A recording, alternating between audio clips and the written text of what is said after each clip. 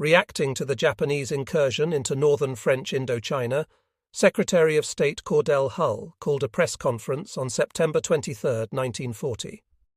In understated diplomatic language, Hull indicated the State Department's disapproval of the upsetting of the status quo in Indochina, which he alleged had been accomplished under duress. 3 days later, President Roosevelt retaliated by ordering a complete embargo, effective October 16th, on the export of scrap iron and steel except to Great Britain and Latin America, a step viewed as the strongest sanction to date against Japan, which was almost totally dependent on the United States for such material for its war machine. Although senior War Department officers were equally concerned about the threat posed by the newly signed tripartite pact linking Japan with Germany and Italy and the Japanese occupation of northern Indochina, they did not view such developments as necessitating a revision of long-standing War Department policy toward defense of the Philippines.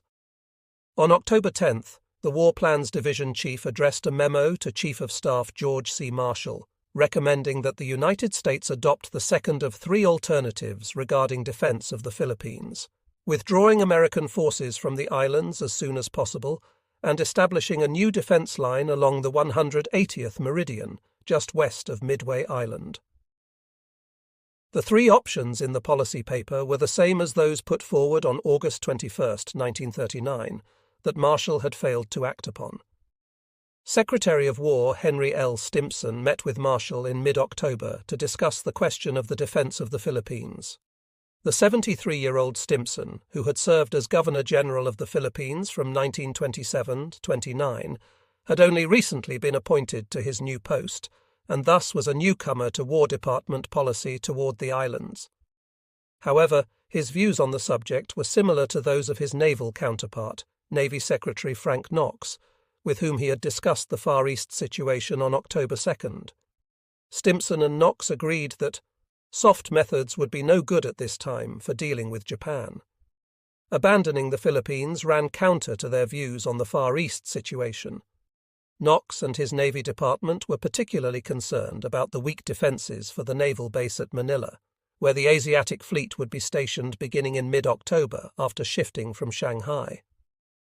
As early as February 1940, the Navy had argued, in opposition to the War Department position, that even a minor increase in Army aviation strength in the Philippines would suffice to deter Japan from attacking the islands. Under pressure from both the Navy and Major General George Grunert in the Philippines to provide some of the modern fighter planes Marshall had promised the Philippine Department commander in early October, Marshall and Stimson developed a plan to take over a shipment of 60 Seversky Ep.1 pursuits that had been contracted for Sweden, and send 48 of them to the Philippines instead. On October 18th, Stimson secured the President's approval of the plan, despite the fact that the decision ran counter to national policy not to reinforce the Philippine garrison. But who would fly the aircraft, which had been redesignated Republic P-35As, a modification of the ships currently assigned to the Army Air Corps? In October 1940, there were only 9 pursuit pilots stationed in the Philippines.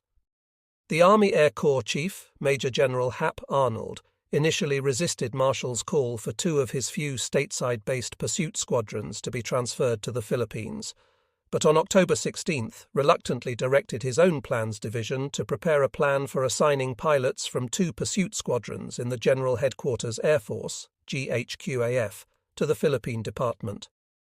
Arnold in turn asked Marshall to authorize a compensatory increase in GHQAF strength.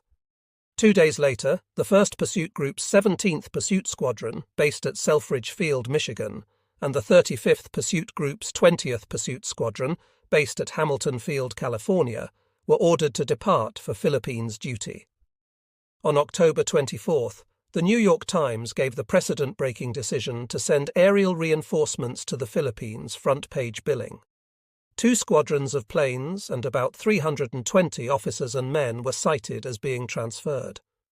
That same day, the Washington Post reported that Navy Secretary Knox, in response to the question of whether the Philippines could be defended, had snapped, "We can defend anything." To Hanson W. Baldwin, the New York Times' respected military correspondent, The decision to send aerial reinforcements to the Philippines represented a major shift in American military strategy toward Japan. He surmised that the government wanted to send a signal to Japan in response to its alignment with the Axis powers that America did not intend to remain militarily weak in the Philippines. Unknown to Baldwin and the public, however, the action was more a one-shot operation than a sign of a policy shift regarding the defense of the Philippines. Navy planners that month had begun drawing up a study on U.S. military strategy that concluded the United States must prepare for land operations across the Atlantic and remain on a strict defense in the Pacific. The War Department accepted the Navy's argument on November 13th, and it became known as Plan Dog. In Tokyo, Japanese naval planners met on October 1st to discuss preparations for mobilization for war with the United States. As far back as 1936, the Navy had been planning for an advance to the south, and had resolved to wage the war it concluded would eventuate should Japan take such an action, anticipating a U.S. embargo that would lead to a Japanese invasion of the Dutch East Indies to fulfill the nation's oil needs. Following completion of the mobilization plan, the Naval General Staff secured the approval of Navy Minister Koshiro Oikawa to commence preparing for war, setting the end of March as the target date for completion of the mobilization effort. But ADM. Isoroku Yamamoto, Commander-in-Chief of the Combined Fleet, was alarmed by the headstrong decision of the Navy Ministry and the Navy's General Staff. Although he had no planning responsibilities, the strong-willed Yamamoto insisted that map exercises be held for southern operations, and, when the General Staff hesitated, he took it upon himself to assemble officers from the staff and the Naval War College to conduct them.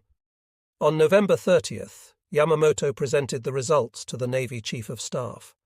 The seizure of the Indies would trigger a war with the United States and Great Britain, as well as with the Dutch East Indies.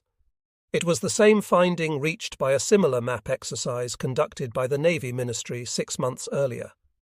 Yamamoto concluded that since Japan had no chance to defeat the United States, it should abandon all plans to attack the Dutch East Indies. His argument was to no avail.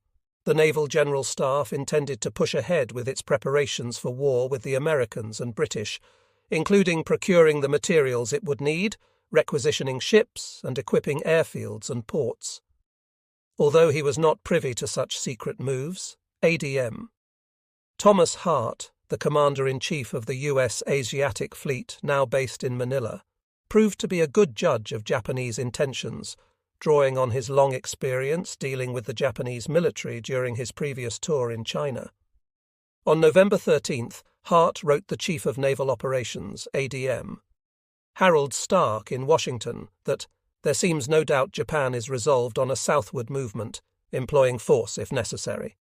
Her most important early objective is the oil supply from the East Indies.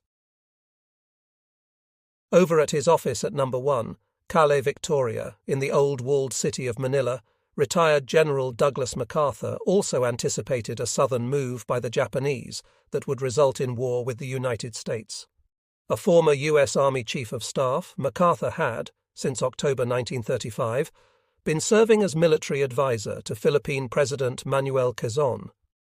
However, as he implied in an interview on December 17, 1940, with the chief of Times China Bureau, he was holding himself in readiness to command the American Expeditionary Force when war broke out, and he was called to assume that responsibility by the War Department. He told Theodore H. White that he was building a new Philippine army for President Quezon, and if he had enough time, he could make it into a fighting force. More than 125,000 Filipinos already had received 6 months' training under MacArthur's direction. They had, MacArthur maintained, changed the entire strategic plan in this part of the world. In a less formal meeting with White at MacArthur's penthouse in the Manila Hotel later that day, the general, carried away by his own perceived role in history, exclaimed, "By God, it is destiny that brings me here." Unknown to the young and impressionable Time Bureau chief, MacArthur's credibility with the person who most counted, President Quezon, had been falling during the past year.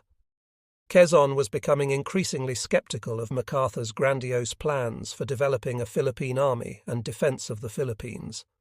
He felt his 60-year-old military advisor had duped him into spending too much money on a defense plan of dubious effectiveness and was seeking a means to send the general back home if possible.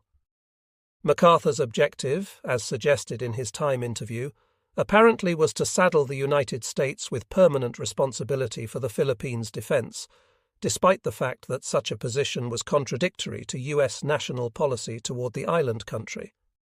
Also impervious to MacArthur's rhetoric, stemming from a 40-year acquaintance. With his family, Admiral Hart took exception to MacArthur's claim that the Philippine army would soon be prepared for anything the Japanese could throw against them. So did General Grunert, on whose shoulders rested the U.S. Army's responsibility for the defense of the Philippines. Grunert had written to Marshall on November 2, 1940, informing the Chief of Staff of the true situation of the Philippine Army. It was, he wrote, capable only of defensive operations involving little or no maneuvering, and then only if closely supervised by U.S. Army officers. Half of the Filipino officers lacked any active duty training, and almost 15% had no training whatsoever. In mid-November, the WPD concluded that the Philippine Army would be inadequate in the event of war. Rebuffed by the Navy Ministry and the Naval General Staff in his argument against precipitating war with the United States by invading the Dutch East Indies, Admiral Yamamoto in mid-December 1940 urged full preparation for the apparently inevitable clash. In any such planning, he maintained, it would be best to decide on war with America from the beginning, and to begin by taking the Philippines, thereby reducing the line of operations and assuring sound execution of operations. To support the main objective of seizing resources in the southern area, Yamamoto had begun to plan for an audacious operation, a surprise attack on the U.S. Navy's Pacific Fleet at Pearl Harbor in the Hawaiian Islands. Simultaneously with the attack on Pearl Harbor, he urged that the Navy should carry out a forestalling and surprise attack on enemy air forces in the Philippines and Singapore. In early January, he warned that if the Navy declined to attack Pearl Harbor on the grounds that it would be too risky, Japan faced the possibility that the Americans would dare to launch an attack upon our homeland to burn down our capital and other cities. His views proved to be prescient, as discussions in Washington between Roosevelt and his top military planners only days later would show. Nonetheless, the Naval General Staff opposed Yamamoto's Hawaii operation, seeing it as a drain on scarce resources needed for carrying out the planned southern operations.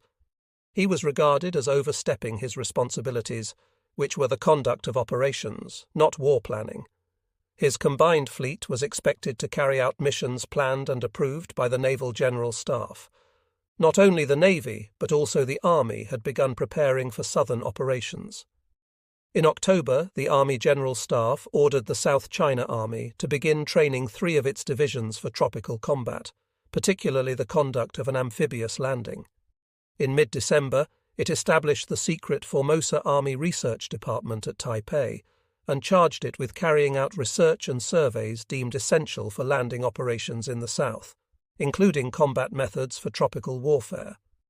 The geographic compass of the investigative work was to include the Dutch East Indies, British Malaya and Borneo, Guam, French Indochina, Thailand, Burma, and the Philippines.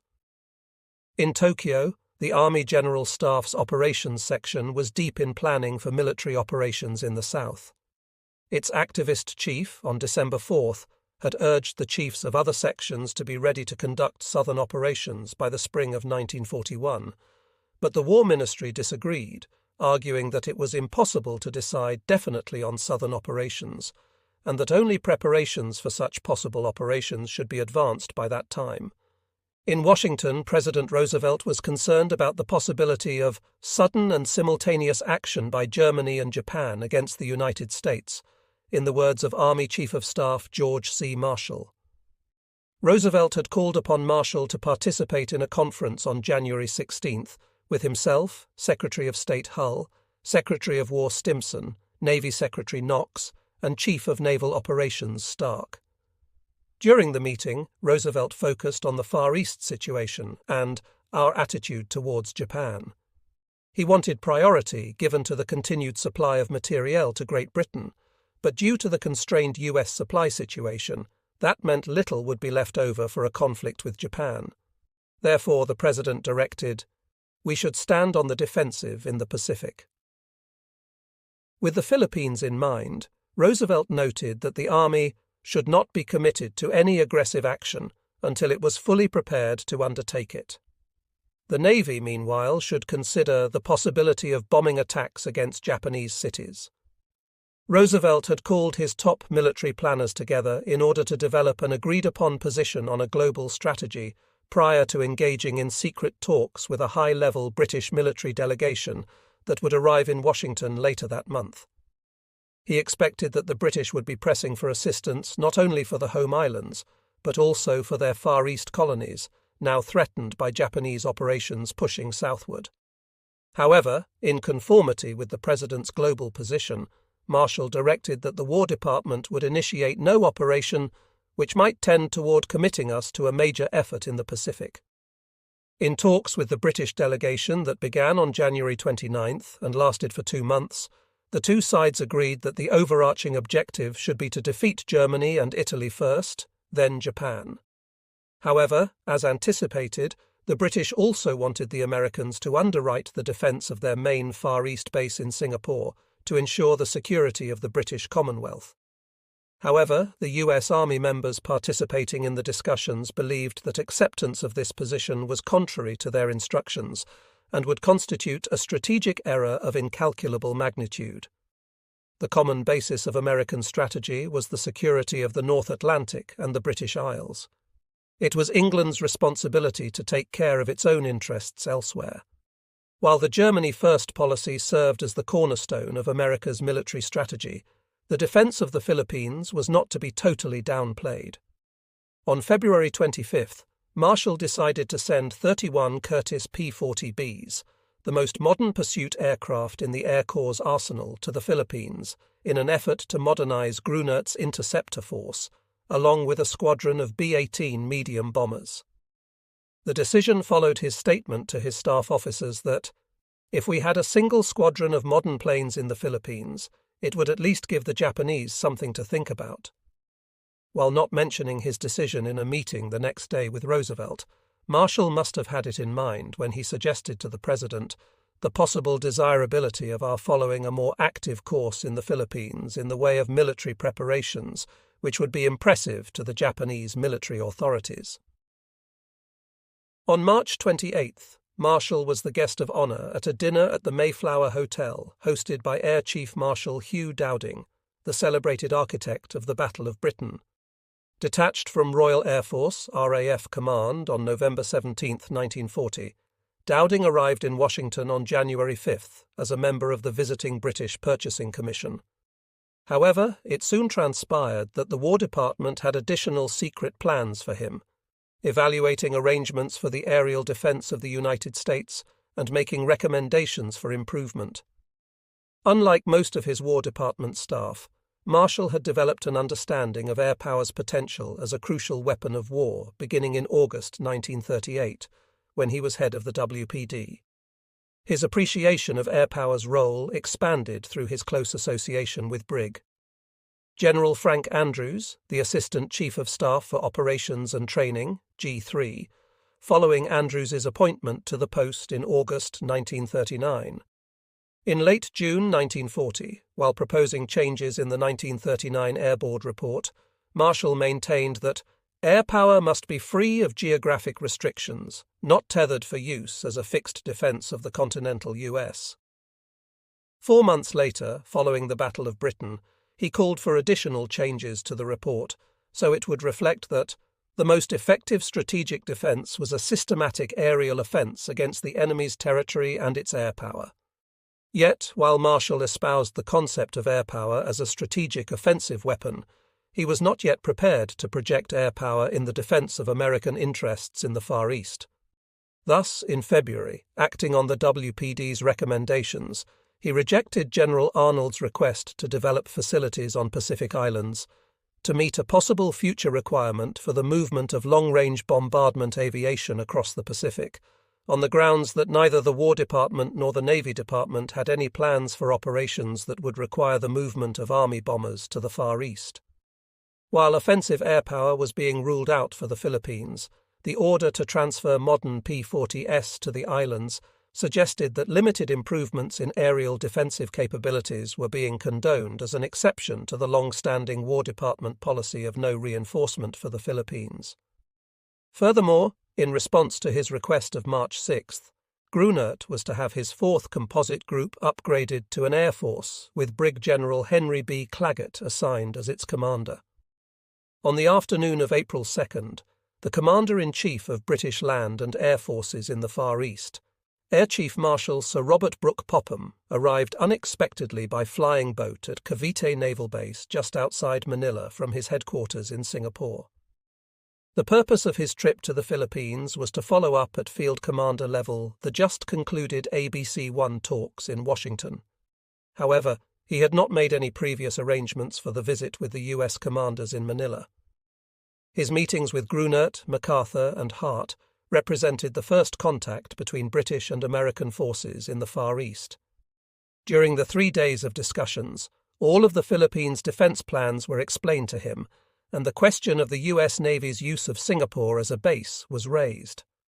Following Brooke Popham's visit, a delegation of U.S. Army and Naval Staff officers travelled from the Philippines to Singapore in an attempt to reach an agreement with British and Dutch commanders on an operational plan covering the use of their forces in the theatre in the event of war with Japan. At the conclusion of the discussions, which extended from April 21st, 27, a secret draft agreement was drawn up.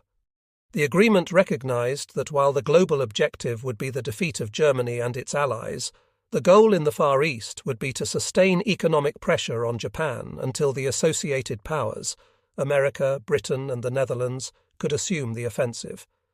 The main interest in the Far East would be the security of sea communications and the security of Singapore. An important subsidiary interest was to be able to operate air forces from bases in Luzon.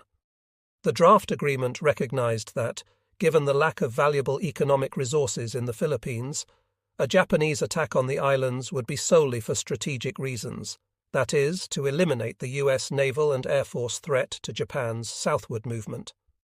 Opting for a unified command with regard to air forces, it recommended that Brooke Popham in Singapore assume strategic direction of all air forces in the Far East in order to extract full strategic advantage from air power in the theatre, including the mounting of air operations against Japanese-occupied territory and Japan herself. By virtue of its offensive possibilities, the defence of Luzon should be strengthened, including through maintenance of a bombing force. When Grunert first heard of the conference recommendations, he felt that defence of the Philippines had received short shrift.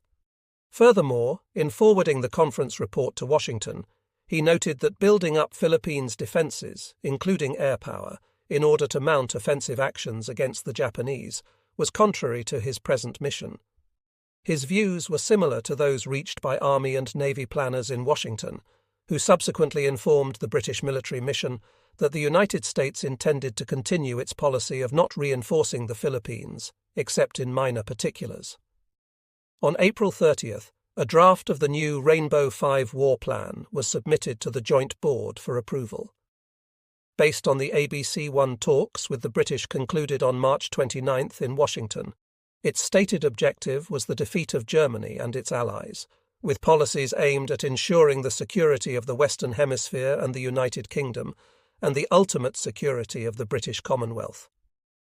With regard to the tasks of U.S. forces in the Far East, the Army would defend the Philippine coastal frontier, but no Army reinforcements would be sent there. The Navy would provide support to the land and air forces defending British and Dutch territories in the Far East, raid Japanese sea communications, and destroy Japanese forces. The Manila-based Asiatic Fleet would support the defence of the Philippines as long as that defence continued, then that of the Malay Barrier, but there were no plans for its reinforcement either. On May 14th, Rainbow 5 was approved by the Joint Board, and forwarded to President Roosevelt for his endorsement.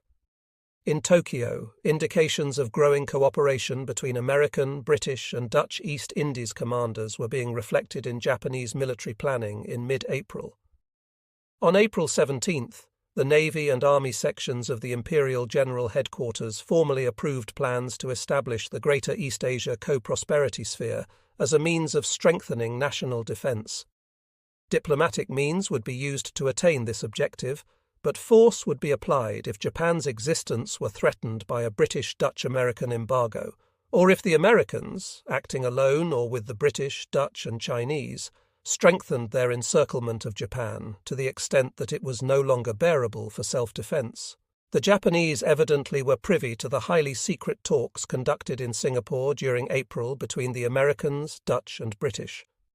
On the first day of the talks, Japanese newspapers reported that the United States, Great Britain, China, British India, Australia, and the Netherlands Indies had concluded a military pact to strengthen their defences in the Far East and to oppose Japan's southward advance.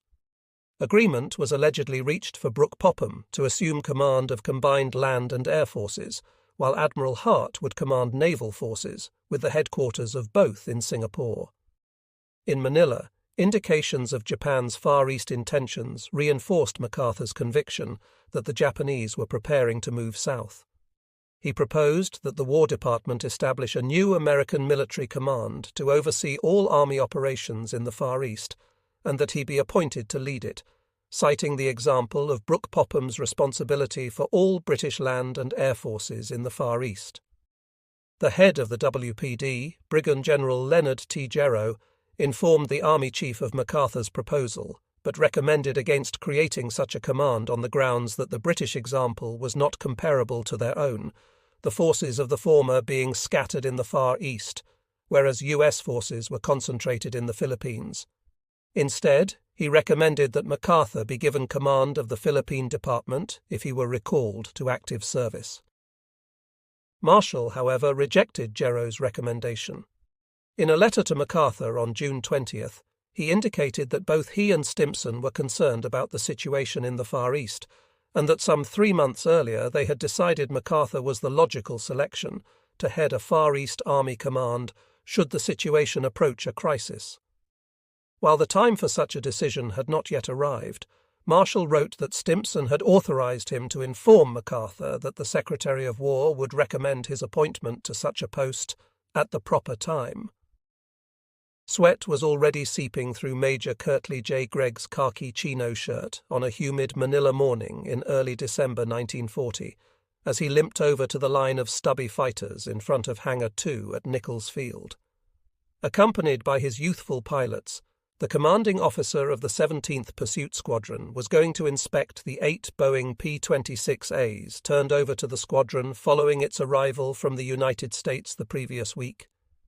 "Those look like the P-26 as we had in Panama and Hawaii," he remarked to Second Lieutenant George Armstrong. Then he discovered that one of them was the same bird he had flown in 1934-35 while serving with the 17th Pursuit Group at March Field in California. It had his initials painted on the inside left panel. His former steed no longer sported the brown, blue and yellow colour scheme of his old 95th Squadron and its kicking mule emblem on the fuselage, but its brightly painted dark blue body and yellow wings were still striking. To Gregg, the situation was ludicrous.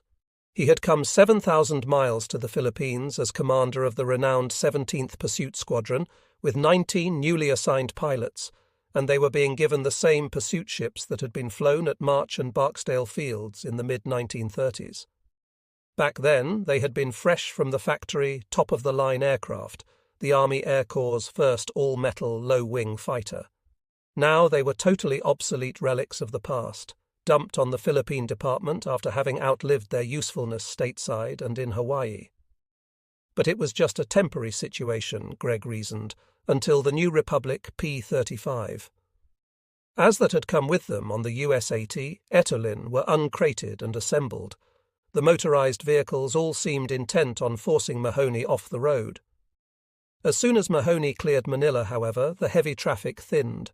Filipinos walking along the country road greeted him by yelling, "Hello, Joe," which Mahoney assumed was the only English they knew. But just short of the town of Cavite, drenched in sweat, Mahoney decided to turn around and retrace the 5-mile route to his temporary Manila residence. The next day was Saturday, and Mahoney was back at Nichols Field. But he was no longer one of Greg's boys, having opted on the day of his arrival to transfer with Jerry Keenan and Bob Hanson to the 3 days pursuit squadron, also based at Nichols.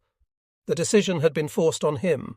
The alternative was to be assigned to the 28th Bomb Squadron at Clark Field, in view of his multi-engine time, and he did not want that. Mahoney was watching the men at the air depot break open shipping crates and extract the fuselages of their new aircraft, which had been redesignated P-35As. They still had the big Swedish national emblem, 3 yellow crowns on a blue background within a circle, painted on their fuselages, confirmation that they had indeed been made for Sweden before being commandeered by the Army Air Corps. Ever curious, the Irish-American from Vallejo, California, climbed inside the cockpit of one of the extricated fuselages deposited on the field and checked out the instrumentation. It was all in Swedish and calibrated in metric. The speedometer measured airspeed in kilometers rather than miles per hour, and the altimeter displayed meters above sea level instead of feet. One instrument was marked up and ned for up and down.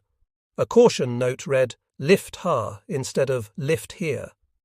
He could not make out the Swedish word for bank and turn. Was it Gleidenstragen or something like that? At day's end, Mahoney bicycled out the gate onto the narrow gravel road in the marshland that extended along Nichols Field's entire riverside, then crossed the wooden bridge over the stinking Paranaque River, and continued through the Baclaran barrio, passing flimsy shacks and open-fronted frame and bamboo shops, before finally reaching the arterial road that would take him north to Manila and his host's house. The next day, Mahoney reached a decision about his accommodations. His hosts wanted him to stay with them, but he had found a house only 3/4 of a mile from Nichols Field that 3 of his 40A classmates had agreed to share with him. 2 were fellow forestry graduates, Bob Hanson from the University of California, like Mahoney, and Raymond Lou Gehrig from Syracuse University. His third housemate, Walt Koss, had an engineering degree from Carnegie Tech. The house was a large, traditional Spanish building located at 3984 Taft Avenue Extension, 50 Part 1 in the borough of Pasay. Huge panelled doors, instead of windows, were kept open all the time to let in light and air. The landlord had installed heavy iron bars over all the openings to keep out thieves.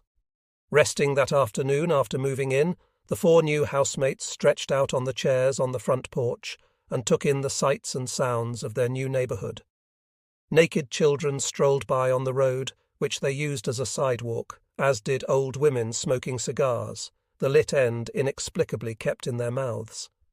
The incessant sound of the hooves of cart-pulling ponies reverberating on Taft Avenue's hard surface reminded them of the ocean pounding against the shore, except when it was mixed with the honking of horns. This first experience outside their homeland promised to be an exotic one for the 4 young Air Corps officers. Room 3018, Munitions Building, War Department, Washington, D.C. Late December, 1940. Major Hoyt S. Vandenberg hurried down the corridor of the War Department's Munitions Building, following a staff meeting to his office in room 3018 of the Plans Division, office of the Chief of the Air Corps. Stepping briskly through the door, he startled his young aide with a bit of hot news. "We are joining the British in the war," he announced to First Lieutenant William R. Burt. Vandenberg then told Burt to prepare a complete list of all Army Air Corps units in the United States and overseas for Air Commodore George C. Peary, the air attaché at the British Embassy. The recent news that another higher-level British air officer would be coming to Washington the next month for discussions with the War Department General Staff was of even greater interest to Vandenberg and Burt than secret cooperation with Great Britain in its struggle against Nazi Germany. Former Air Chief Marshal Sir Hugh Dowding, the celebrated architect of Britain's aerial defence against the Luftwaffe, had been asked by Lord Beaverbrook, Britain's aircraft production minister, to undertake a mission to the United States to attempt to coordinate America's aircraft production with Britain's needs. He would also discuss the implications of the Battle of Britain for the air defense of the United States and its overseas territories. Vandenberg hoped to meet Dowding and obtain his views on a plan for the aerial defense of the Philippines that Vandenberg was preparing. The 41-year-old Vandenberg, a 1923 West Point graduate who had chosen assignment to the Air Service, had been brought into Brig General Carl Toohey Spates's Plans Division in June 1939, at the express request of Spates himself. The two had become close friends while attending the Army's Command and General Staff School at Fort Leavenworth, Kansas, together in 1935. Unlike the other Plans Division staffers, Vandenberg's aide, Lieutenant Burt, was a non-flying reserve officer picked by Vandenberg to assist him with the division's heavy workload. A 1936 Yale graduate with a strong interest in aviation, the 26-year-old Burt seized the opportunity to work with the officer who had so impressed him with his vitality and personality when they had first met in July 1940, during Burt's interview at the War Department for the job. At Vandenberg's request, the Plans Division had requisitioned a Reserve Officer Training Corps, ROTC, alumnus from Yale, and Burt was the right man at the right time. When Burt reported for duty on October 18, 1940, a study requested by Major General Henry H. Hap Arnold, the Air Corps Chief, on air defense problems based on the experience of the RAF's Fighter Command in the defense of Britain, was underway. Completed on October 30th and submitted to Arnold, it recommended that the United States adopt a form of air defense organization similar to Great Britain's, and that the Air Corps be designated as the War Department agency responsible for operating the command. Of particular interest to Vandenberg and Burt was the board's recommendation calling for the introduction of a similar air defense system for each of America's insular possessions, the Philippines, Hawaii, and the Panama Canal Zone. The board proposed that immediate steps be taken to provide for the establishments and technical equipment required for each location. The question of defending the Philippines against air attack had been a preoccupation for Vandenberg ever since he attended the Army War College's War Plans course, where he served on the committee to study and make recommendations for a military policy to support defense of the Philippines. When Vandenberg completed his AWC tour of duty in July 1939 and was assigned to the Plans Division, Spates gave him the task of preparing a thorough study to determine the size, composition, and general method of employment of Army aviation for strategic offensive operations in the Far East. The resultant memorandum that Spates signed on September 1, 1939, and submitted to Arnold proposed an offensive aerial force based on Luzon in the Philippines that would serve as a threat to the Japanese mainland. Vandenberg's plan reflected the views of his Air Corps superiors, Frank Andrews, Hap Arnold, Ira Eaker, and Carl Spates, as well as his immediate chief in the Plans Division, Colonel Don Wilson, in support of the doctrine of strategic air power. The Army's air power should not just serve in support of ground troops, but be utilized as an offensive force independent of ground operations. Although Army Chief of Staff George C. Marshall had made his support of a strategic role for Army aviation known to the Air Corps and War Department, Vandenberg and other Air Corps officers found that most of Marshall's staff officers still viewed air power as a ground support arm. Since all Air Corps proposals had to be cleared and approved by the War Department General Staff, the efforts of Spates's Plans Division to have an expanded role for air power translated into War Department policy were persistently stymied. The Army Air Corps' failure to secure War Department approval of his 1939 Philippines plan had not deterred Vandenberg from continuing to press for an aerial build-up in that distant possession, but he was now focusing on the island's defence rather than their use as a springboard for offensive operations.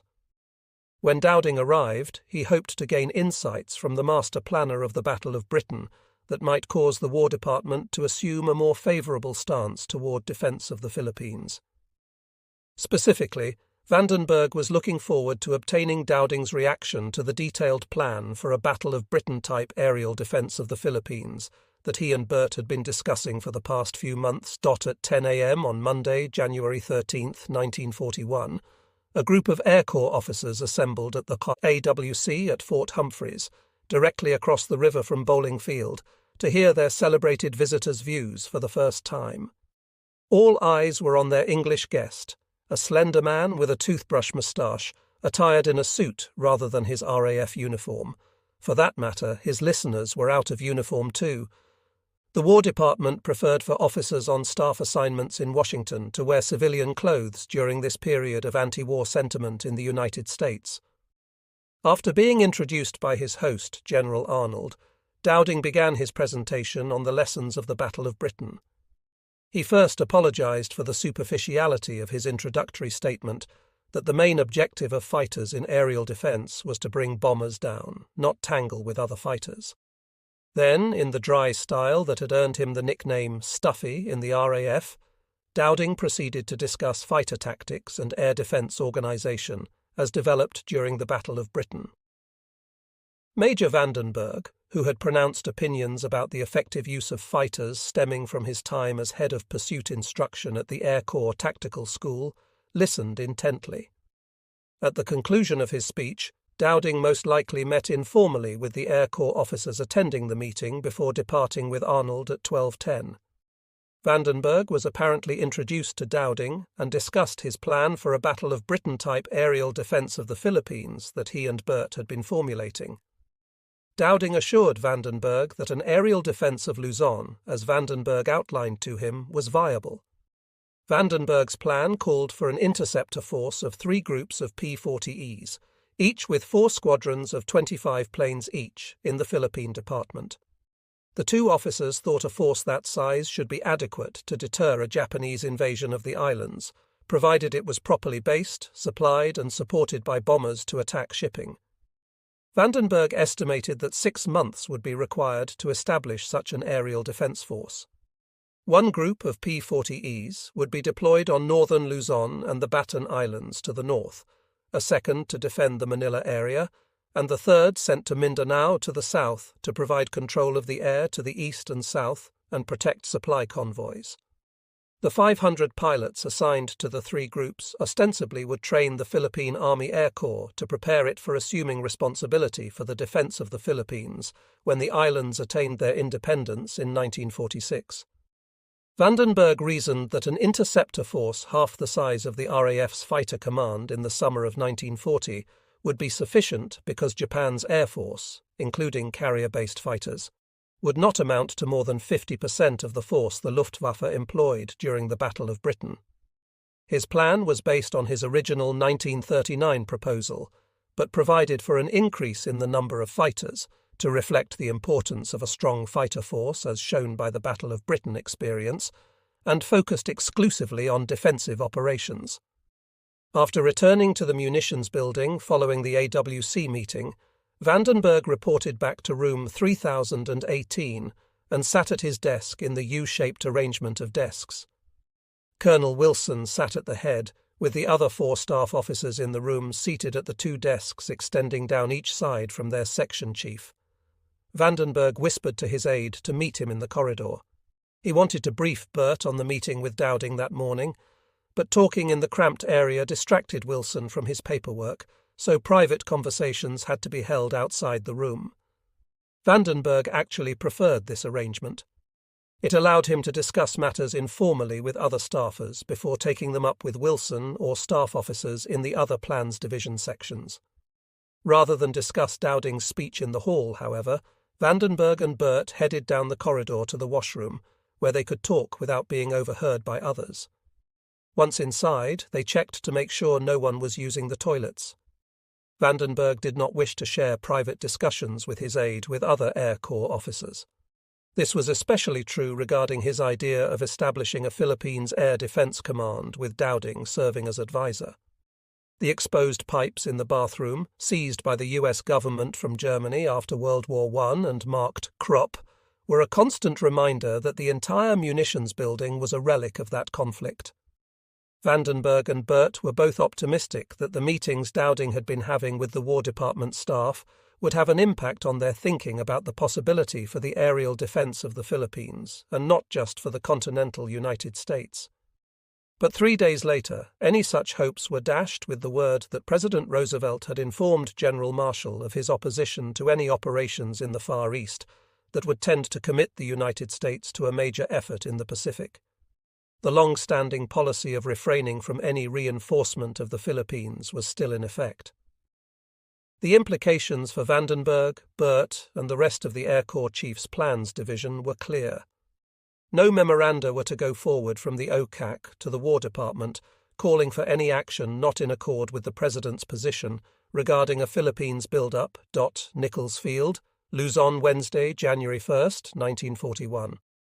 All decked out in their locally made white formal uniforms as convention required, the young flying officers of the 4th Composite Group walked up the steps of Quarters 18 at Nichols Field at midday to pay the traditional New Year's Day call on the group commander. Colonel and Mrs. Lawrence Churchill received them on the porch one by one and then directed them to the punch bowl. Actually, it was a 3-foot square block of ice that had been hollowed out to hold the punch. 15 minutes after the reception started, William Red Shepherd and the others noticed that the hot punch had melted a hole right through the ice block and was pouring onto the tile floor. But no one seemed to mind. The 17th Pursuit Squadron's commanding officer was there too, milling around with the others on the porch that completely encircled the large wooden building. 2 days before, he had lost yet another of the 19 original pilots from his squadron when Lou Gehrig was assigned to Churchill's headquarters squadron. Although he politely paid his respects to Churchill, it rankled Major Gregg that the group commander's latest incursion into his squadron strength left him with just 10 pilots, plus himself from the original 20. "They have really ripped the 17th all to hell," he complained in a letter to his wife. 1 week later, Gehrig paid the price for being transferred to a non-tactical squadron. All 3 of his housemates were hurriedly collecting their gear on the morning of Wednesday, January 8th, to go on a 3-day field maneuver. Walt Koss was going with Gregg and the 17th Pursuit to Batangas to the southwest, while Grant Mahoney and Bob Hanson were off to Iba to the northwest with the 3 days' pursuit. Gehrig would be remaining at Nichols Field and have to look after the house alone. Mahoney and Hanson grabbed a taxi on Taft Avenue and headed to Nichols Field. When they arrived, Captain WAR Robbie Robertson, the 3 days' pursuit's personable commander, briefed them and the others on the Iba Field arrangements, then joined his pilots as they climbed up on the roughened black strip on the left wing of their aircraft to the small hinged flap on the side of the fuselage. After lowering the flaps, they positioned themselves inside the open cockpits and strapped themselves in for the 90-mile hop. Standing on each ship's left wing, a crew chief cranked the inertia starter just behind the cowling, stopped after several turns, jerked the handle out, and jumped off as the engine caught with a high-pitched whine. The pilots then pumped their wobble pump, turned the magneto switch, gave the throttle several pumps, and pulled the starter engage handle. Up and down the line, engines crackled and belched blue smoke, then settled down, producing a racket not unlike that of a host of outboard motors. After waiting about 30 seconds, Mahoney and the others taxied onto the Nichols Field runway and applied full throttle, lifting off the field at 80 miles per hour in a steep climb. Once they were aloft, the stubby little ships responded to the lightest touch on the controls. With the wind blowing in his face and the wings bracing wires producing a delightful singing sound, Mahoney flew low over Luzon's brilliantly green fields with the others, then through the pass in the Zambales Mountains just to the east of Iba. Ahead, he could see the vast South China Sea, glimmering in the intense morning sunlight. One after the other, the fun-loving young airmen brought their pea-shooters down on the short, grassy strip just to the west of the Iba barrio and taxied over to one end of the field. Mahoney picked up his musette bag, into which he had crammed a change of clothing and toilet articles, and sauntered over to the long 2-story building just off the field. It was the barracks of the Philippine Army contingent based there, and would be their home during their 3-day visit to the primitive field. Mahoney discovered that the 2 days' observation squadron was there for manoeuvres too. he spotted another 40A classmate from Kelly Field, Ray McInnes, who had been reassigned to the 2 days' observation when they arrived on the Etolyn. McInnes was preparing to take Iber's Mayor up in his 2-seat, high-winged Douglas 046A observation ship for a spin. It was an exciting prospect for the Filipino, who had never been in an airplane before. Not immediately scheduled to fly for the rest of the morning, Mahoney and his remaining squadron mates headed out to the sandy beach and the beckoning ocean. It was their first dip in Philippine waters. Later that day, the 3 days' pursuiters were back over the field in their P-26As, going through their practice maneuvers. When the day's flying concluded, Mahoney followed Robertson down to land and hit the end of the field, consciously going lightly on the brakes. He knew that with its narrow landing gear and short body, too much brake pressure could cause the stubby little fighter to nose over. However, before Mahoney realized what was happening, his ship tilted sharply forward, throwing him against the instrument panel. The radio microphone swung back and hit him in the face, cutting his nose and giving him a black eye. After unfastening his safety belt and jumping out, Mahoney grasped what had happened. He had hit a soft spot on the field that had caused the plane to nose over. The others around him laughed at his predicament. No one seemed to mind that he had bent a $2,000 propeller. The obsolete P-26A belonged in a scrap heap anyway. Still, Mahoney felt sheepish about the accident. He regarded himself and his buddy Bob Hansen as the best pursuit pilots in the Philippines, yet here he was, the first of the Etolyn pilots to wreck a plane since their arrival.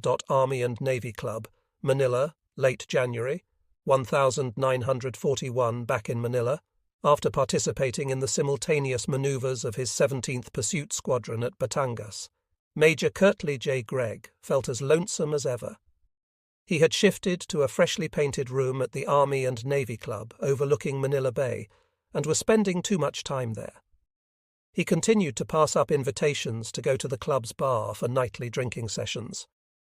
By late January, however, his lifestyle was becoming so monotonous that he began joining fellow officers for nights out on the town.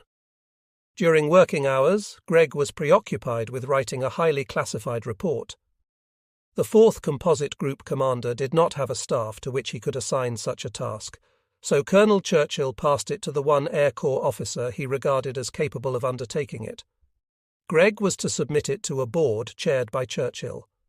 Gregg fretted over the exercise. He was feeling punk, lacking his usual drive. Preparing a plan for the minimum air force required for an effective defence of the Manila area, as the report was to be entitled, was a heavy responsibility. Finally, on the morning of Thursday, January 23rd, he finished the draft and dictated it in the form required. Despite all the handicaps of inadequate information, he felt pleased with his effort. So did Churchill and the other board members, who approved it later that morning without any reservations. A little over 2 weeks later, some variety was introduced into Gregg's routine-dominated life. On Monday, February 10th, he went to Pier 7 in Manila to greet the USAT Etolyn. The old Army transport had just docked, and there was much fanfare, as was typical on such an occasion. Crowds of military personnel based in the Philippines were pressing around him. As the passengers disembarked, the newcomers and greeters loudly exchanged salutations over the sounds of the Army band playing on the pier. The morning before, Gregg had conducted his own welcoming ceremony, leading an 18-ship formation over the Alaska Cannery Veteran in Verde Island Channel as it approached the Philippines. It was the first time the 4th Composite Group had managed to get more than 8 pursuit planes in formation since his arrival 2 months earlier on the Etolyn. That evening, Colonel Churchill put on the usual Buena Venida party at the Nichols Field Officers Club, commonly referred to as the Carabao Club, for the wives and members of the new contingent of Air Corps arrivals, 24 flying school graduates of Class 40H. Gregg warmly welcomed the 4 men assigned to his squadron. It seemed the War Department was finally beginning to beef up the Philippines' pilot strength, although the number of newcomers was woefully short of what Gregg had recommended in his board report. Despite the happy occasion, Gregg was feeling blue at the party. Of the 5 married pilots who had come to the Philippines on the Etelin's earlier voyage, only he and George Armstrong were unaccompanied, and Eloise Armstrong was due in on the next boat, the USAT Grant, scheduled to arrive on February 21st. Concerned about the situation in the Far East, Greg had delayed until only 2 weeks before to put in a request that his wife and children be sent over too, but it was too late for Catherine to connect with any transport arriving before May. At 12:30, still feeling slightly stiff, he excused himself from the festivities and took a taxi back to the Army and Navy Club. 2 days later, at noon, Greg was getting out of a taxi in front of Robbie Robertson's Nichols Field Quarters after having shared a beer with him at the Carabao Club, when the base adjutant rushed over to tell them that he had been calling all over for them. Colonel Churchill wanted all of the squadron commanders back for a meeting in his office at 1:30. Greg and Robertson wondered what was up. Churchill had dismissed them only an hour before from an earlier meeting. The 4th Composite Group commander looked agitated as he welcomed them back to his office, apologizing for any inconvenience he may have caused. He had just returned from a meeting with General Grunert to discuss 2 War Department radiograms that had just been received. 60 of the 90 Philippine Department officers scheduled to return to the States on the next 3 Army transports following the expiration of their 2-year tours of duty would not be making the trip. Their tours were being extended to 3 years. No Air Corps officers were among the 30 who would be returning home. The substance of the second radiogram wounded Greg personally. All dependents of Army officers were to be evacuated back to the United States as fast as transportation could be made available. Greg's hopes for a family reunion appeared dashed. Confirmation of the widely disseminated rumour that the War Department was seeking to extend the tours of Philippine Department officers immediately triggered a morale problem among the pilots of Churchill's 4th Composite Group. The War Department decision was particularly unnerving for Grant Mahoney. He was trying to shorten his 2-year tour, not extend it. After exploring the islands in his P-26A on every possible occasion during the past 2 months, the free-spirited, regulation-flouting Californian had become bored. He wanted to leave the Army Air Corps before his 1-year tour of duty after commissioning as a reserve officer expired on March 23rd. He was anxious to return to California to join Pan American Airways, as his best friend and Class 40A classmate Ernie Hummel had done. In his letters to Mahoney, Hummel painted an exciting picture of flying Pan American's South America routes. When pilots flying the China Clipper into Manila told Mahoney in late January that Pan Am was being allowed to hire 25 more Army pilots, he began trying any ruse to shorten his tour of duty, which would otherwise be automatically extended for an additional year. Mahoney was trying to find out from the Philippine Department Adjutant General exactly how long he was bound by his orders to remain in the Philippines. But the War Department radiogram put a damper on his efforts. It was beginning to look like he would not even be able to get out on March 24th, let alone earlier than that. Although the rumour about a tour extension had not bothered Greg, another one that Churchill shared with him during the meeting did. Churchill told him that he had authentic dope that the 3 pursuit squadrons were to be withdrawn from his 4th Composite Group and formed into a new pursuit group with Greg as commander. Greg was not particularly keen about the idea, although it represented a big step up for him in his Air Corps career. The pursuit squadrons in the Philippines had practically no experienced officers, just a bunch of green youngsters, he confided to his wife. Yet, if the secret tip were true, he assured her, we will whip up a workable outfit somehow. While Greg was concerned about the number and qualifications of the pursuit pilots he might soon be commanding, Major General George Grunert over in the Philippine Department headquarters at Fort Santiago was preoccupied with his Air Force's equipment situation. Except for the P-35As that were being assembled, all of his aircraft were obsolete. Air Corps rejects that had been dumped on the Philippine Department. The 3 days, 17th and 20th Pursuit Squadrons, were flying the 24 antiquated P-26As currently in commission. The 28th Bomb Squadron at Clark Field had just 12 aircraft, all Martin B-10B bombers of 1935 vintage, and he considered the 2 days observation squadrons 10 046As and 2 019Es museum pieces. Grunert was reading a letter dated February 8th that he had just received from General Marshall. It appeared that the Japanese had developed a fighter that could run circles around the P-35, as Marshall had sent Grunert to replace his antiquated P-26As. According to Marshall, the new Japanese carrier-based fighter was rated at 322 miles per hour, had a very rapid rate of climb, was equipped with self-sealing fuel tanks and armor, and mounted 2 20mm cannon and 2.30 caliber machine guns.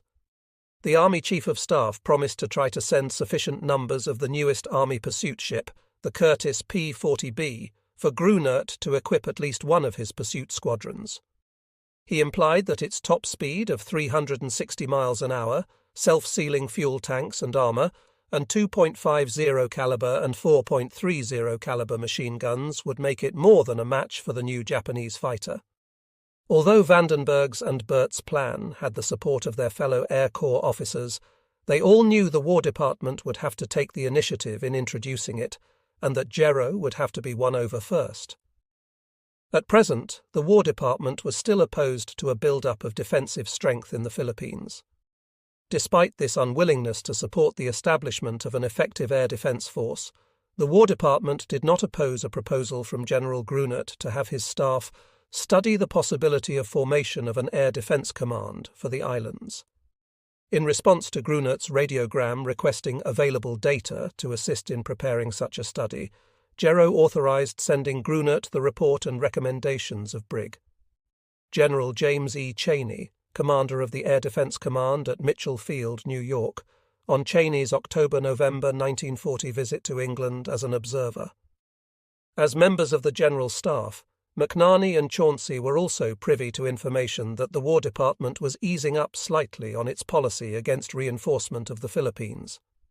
Toward the end of February, Gero would have informed them that General Marshall had authorized the shipment of modern P-40B pursuit planes and a squadron of B-18 twin-engine bombers to the islands. The President had also approved the Chief of Staff's suggestion that airfields there be expanded to accommodate a larger force. On both qualitative and quantitative grounds, Vandenberg was quite unimpressed with the decision to send a squadron of P-40Bs to the Philippines. 3 weeks earlier, he had written a note for Spatz's signature advising Gero that the P-40B's 2.50 caliber and 4.30 caliber machine guns provided inadequate firepower. He argued that 6.50 caliber guns were needed to assure success against modern all-metal aircraft. Vandenberg considered the P-40B unsuitable for operations against a first-class air power. Moreover, even if it were, he would have felt that assigning a single squadron of such ships was a pitiful response to the real needs of an air defense force for the Philippines when compared to the 12 squadrons he wanted allocated to meet those needs. Vandenberg's detailed argument on the inferiority of the P-40B as an interceptor fell on deaf ears. The aircraft was still considered a modern pursuit ship and an improvement over the P-35As that were currently being flown in the Philippines. Red Shepherd and Russ Church could already feel the temperature at Nichols Field building up toward another 90-degree day as they headed for the line of P-35As on the grass in front of Hangar 4 early that Friday morning. When they located the two 17th Pursuit Squadron ships with their names painted on the side of the fuselage, they climbed up on the wings and into the cockpits. With the 16 Newies of the Class 40H contingent of pilots off the Etterlin still confined to flying P-26As, and the number of P-35As assembled and in commission now exceeding 30, Shepherd, Church, and the rest of the 24 oldies in the 3 pursuit squadrons each had their own P-35A. After using up only 400 feet of runway, the nimble fighters were aloft.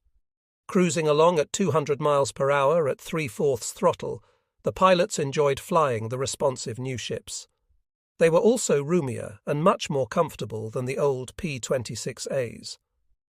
The two 17th Pursuiters were scheduled for a little practice flying on a cross-Luzon trip that would take them north over Cabanatuan to Bagabog, then northeast to Ilagan and Apari. On the return trip, they would pass over Laoag and land at Vigan, then continue south over Clark Field before coming back to Manila. It was a fun trip for the Class 40A classmates from Kelly Field, a chance to see the real Philippines. Curious natives greeted them on the primitive grass field at Bagabog, where they made their first scheduled landing. The excited Filipinos told their unexpected visitors that the village would arrange a feast day for them anytime the pilots wanted to come up for the day. The Americans expressed their appreciation for the offer, but had no intention of accepting. There was nothing in the village but a rice field. After landing at Apari, the northernmost airfield on Luzon, Shepherd and Church looked for someone with whom they could make arrangements to refuel their planes for the 270-mile flight back to Nichols. Only the radio station operator spoke English. He directed them to a stack of 5-gallon tins of aviation gasoline. An audience of some 200 locals stood quietly nearby, watching the two pilots pour gas from each can through a funnel and chamois filter into their P-35A's fuel tanks. None of the Filipinos said more than 2 words during the several hours it took the pair to fill their tanks. But they sure do watch, though, Shepherd thought. While Shepherd, Church and the other oldies were experiencing the pleasure of flying their P-35A's in early March, the Class 40H newies, fresh from flying school, were required to undergo orientation and practice in the venerable P-26A's before being allowed to move up to the new pursuit ships. By the beginning of the month, Andy Krieger, who had been assigned to the 3 days' pursuit, had already put in some 20 hours in the pea-shooter. On the morning of March 4th, one of the squadron's senior pilots took Krieger up to put him through the ringer. Within minutes, Krieger was following his leader as he whipped his ship into slow rolls, half-rolls, loops, and immelmans. Only when the veteran pilot threw his ship into a steep spiral straight down at full throttle did he succeed in shaking Krieger. That afternoon, Krieger took his ship up again, but this time he was with George Elstrom, a fellow 40H classmate and best friend from Sellersville, Pennsylvania. In practices aimed at shaking the other pilot off one's tail, a securely strapped-in Krieger spent as much time upside down as right side up, while flying at speeds ranging from 300 miles an hour to stalling speed. At cruising speed, he would be too easy a target. But neither Krieger nor Elstrom could shake the other off his tail. For Krieger, the ground, sky, clouds and ocean were swirling around so kaleidoscopically that he never knew for sure where he was, but he never lost sight of Elstrom. After the day's practice, the exhilarated Newey was sure he had made the right choice upon graduation from Kelly Field. "Pursuit is the only thing for me," he wrote to his father that evening. Squadron mate Grant Mahoney did not share Krieger's enthusiasm for a career in the Army Air Corps. He wanted to resign his commission as soon as possible and return to the United States, where he hoped to join his buddy and Class 40A classmate Ernie Hummel, who was flying with Pan American Grace Airways in Latin America. The possibility of exploring all of South America and taking classes in navigation, meteorology, and advanced instrument flying was far more attractive to the adventurous Irish American than remaining in the Philippines and continuing to lead the uninspiring lifestyle he shared with his fellow Air Corps pilots. By early March, Mahoney's request to resign his commission had cleared all of the colonels in the Philippine Department, but General Grunert returned it to Mahoney rather than forward it to Air Corps headquarters in Washington. Adding insult to injury, all of Mahoney's efforts to see Grunert personally on the matter were being blocked. Mahoney had not discussed his request with Colonel Lawrence Churchill, commander of the 4th Composite Group. Mahoney was interested only in its legality, so why discuss it with the man? The 50-year-old Churchill was an old fuddy-duddy in Mahoney's book. He was not known for showing sympathy for the personal concerns of his young charges. The command situation was quite different at Clark Field, 45 miles north of Nichols. Major Lester Maitland, the 42-year-old base commander, mixed easily with the officers assigned to Clark. In 1927, the same year Charles Lindbergh made his world-acclaimed solo flight from New York to Paris, Maitland gained recognition by making the first non-stop flight from California to Hawaii in Air Corps history, a feat that earned him the respect of all those serving under him at Clark.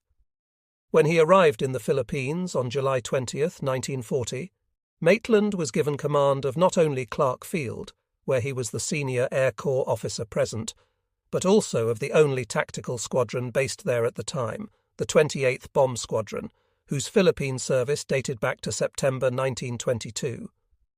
To Ted Fish of the 28th Bomb Squadron and his new bride, Mimi, the red-haired, dishevelled Maitland was putting on a performance that humid February evening unrelated to his Air Corps responsibilities. He was up on the porch of their married officers' quarters at adjoining Fort Stotzenburg with his wife Kathleen, called Kay by the other wives, paying yet another social visit on the officers based at Clark Field under his command. After sliding open the shutters that served as the entrance to their comfortable wood and plasterboard house and inviting the Maitlands into the living room, Mimi slipped into the kitchen and asked her houseboy, Resurrection, if the bottle of Scotch whisky that was making the rounds of Officers' Row in sync with the Maitlands as they proceeded from house to house had arrived. As usual, Kay had arranged for the houseboys to take the bottle to the next house after each visit. Maitland and his wife knew that the young officers could not afford to buy whisky on their meagre pay, so they provided their own bottle to satisfy the Major's needs during each call. While Maitland's heavy drinking was not exceptional among the more senior officers in the Philippine Department, it was considered an unusual means of bonding with the junior officers under his command. Much more unorthodox was the extension of such behaviour to include the enlisted men. He did not maintain the customary distance between officers and enlisted men, which made him highly popular with them. However, one drinking incident gave rise to an unflattering, albeit comic, nickname for Maitland that stuck during his Clark Field command days. As was his habit on weekends, one Saturday afternoon while horseback riding around the base, Maitland stopped off at the 28th Squadron's PX to have a few beers with the men in the adjacent beer garden. A huge man, about 6 feet, 4 inches tall and weighing over 250 pounds, with a capacity for alcohol that matched his size, Maitland proceeded to down more than 10 bottles of San Miguel beer, went briefly outside for a break, then returned and drank an equal number, which finally put him in an unstable state. Staggering out of the beer garden, he tried to mount his horse, but without success. Corporal Reed Brock and the other enlisted men present noticed his predicament, and several of them accompanied Brock over to assist their commanding officer. With 4 men on one side of the horse and 4 on the other, they pushed Maitland up onto its back, but each time he fell down the other side. The men finally decided it was a losing battle. They would need some other means to get Maitland back to his quarters, which was about 100 yards from the squadron's barracks.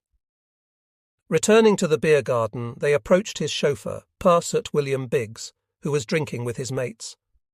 They told Biggs of Maitland's predicament and asked him to get the commander's car, which was parked right outside the beer garden, and bring it to where Maitland lay sprawled out on the ground.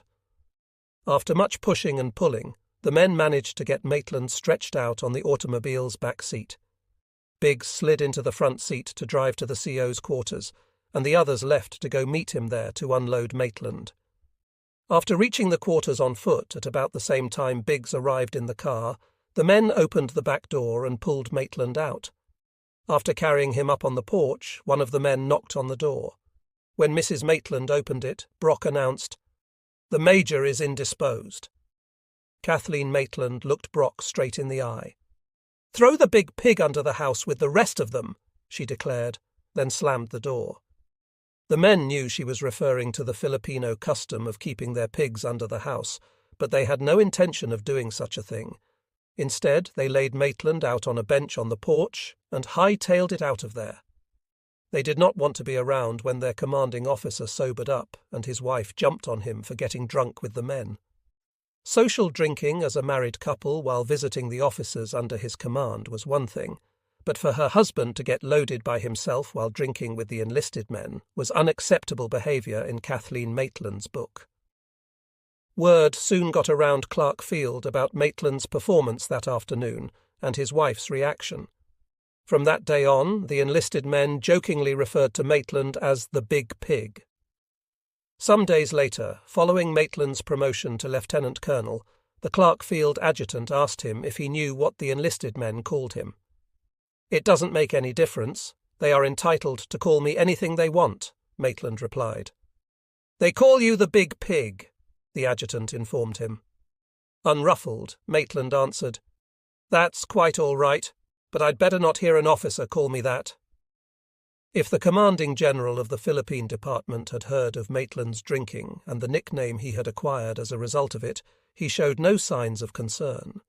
Major General George Grunert thought that Maitland was doing a superior job at Clark Field, and had so informed General Marshall in Washington when he recommended him for promotion to lieutenant colonel. However, as he dictated his secret letter to Marshall in his office at Fort Santiago in Manila on March 6th, Grunert expressed dissatisfaction with the performance of his 3 highest-ranking air officers. At the same time, he asked Marshall for a general officer to command his expanding Air Corps element in order to weld it into a confident fighting force. Grunert asserted that neither Richards, Churchill nor Savage are considered as capable of filling the job. His air officer, Colonel Harrison H.C. Richards, the most senior of the Air Corps officers assigned to the islands, is a hard worker but entirely too verbose, capable in a measure but apparently unable to get necessary cooperation. Grunert was particularly disturbed by the constant bickering and working at cross purposes between Richards and Churchill, who, Grunert added, barely gets by. Grunert sensed that the youngsters in the Air Corps have no confidence in their senior commanders. Although he wanted both Richards and Churchill sent back to the States ahead of the October 31st expiration date of their Philippine tours, he added that he would need replacements for them before he could let them go. Grunert also asked Marshall to send him another general officer to organize the Philippine Department's air defenses. He emphasized that he needed both generals as soon as possible. In addition to the Air Corps command situation, Grunert wanted to fill Marshall in on the status of his air defense arrangements. He figured that an invader's first move would probably be a series of bombing attacks and attempts to establish 1 or more bases for land aviation. To counter such a threat, he wanted to integrate all active and passive air defense measures. His present Air Warning Service, AWS, which was supervised by the Department G2 rather than established as a command function, was a makeshift operation at best. He added that with the arrival of an air warning company and its equipment the following month, he would be able to expand the AWS. Grunert's insider source of information on the Air Corps command situation in the Philippine Department was Major Curtly Gregg. Frustrated in his attempts to get approval on necessary matters for which he was responsible, Gregg had decided to go through the back door and bring them personally to Grunert's attention. Unlike the department commander, Gregg did not have a low opinion of Churchill's capabilities. His immediate commander was smart and a good CO in his view, but unable to gain Colonel Richards's cooperation.